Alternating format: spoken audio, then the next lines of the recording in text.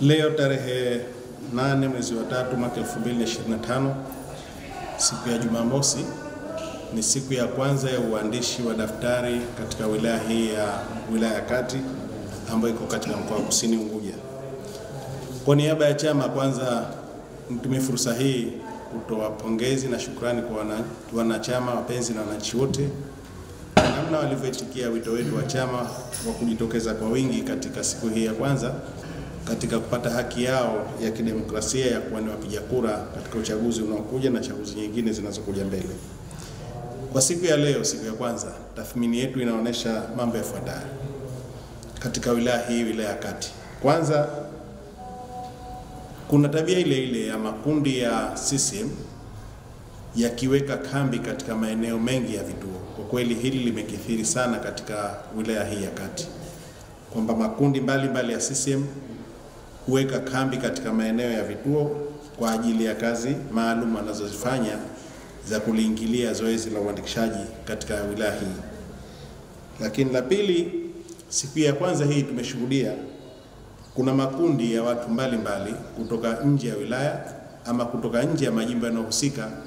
ambayo yamefika katika vituo kwa ajili ya kuandikisha kwa wapiga kura, na kama ilivyoonekana kwamba makundi haya hupewa ZNID ambazo hutolewa na ofisi ya vitambulisho kupitia kwa masheha na naibu masheha ambao hutoa vitambulisho hivyo kwa ajili ya watu kuandikisha. Jambo la tatu ambalo tumelishuhudia ni namna mawakala wa vyama walivyokuwa hawawezi kutimiza majukumu yao katika swala zima la kuweza kumtambua hasa mtu anayefika kujitambulisha. Tumezoea katika wilaya nyingine zilizopita, na hili tumelishuhudia ndani ya wilaya hii ya Kati, kwamba kuna masafa makubwa yanayowekwa baina ya maafisa wa tume ya uchaguzi pamoja na mawakala, wakati tunajua kwamba kazi kubwa ya wakala ni pamoja na kumtambua na kumthibitisha mtu anayekuja kuandikisha pale kama ndiye mwenye kitambulisho kinachohusika. Kinachoendelea katika wilaya hii ya Kati ni yale ambayo yamezoeleka katika wilaya nyingine, kwamba kuna masafa makubwa yanayowekwa baina ya meza ya mwandishi na mawakala, na mawakala hivyo kushindwa kuweza kujithibitishia kwamba mtu anayeandikwa ndiye ama si. Jambo jingine la 4 ambalo limethibitika katika siku ya kwanza katika wilaya hii ya Kati ni masheha kuwa ndio wenye kauli ya mwisho. Hili limetokea katika wilaya nyingine zilizopita, na wilaya ya Kati linaendelea kwamba masheha, kwa sababu sheha ni msaidizi tu wa tume ya uchaguzi pale ambapo inalazimu kwamba afisa wa tume apate uthibitisho ama uridhisho kwa sheha, lakini kinachodhihirisha kwamba sheha ndiye mwenye kauli ya mwisho ya kuamua kwamba huyu aandikishwe na huyu asiandikishwe. Jambo jingine la 5 lililodhihirika ni baadhi ya vituo vya usajili kuwekwa katika sehemu ambazo si rasmi, na hili linawekwa kimkakati. Mfano,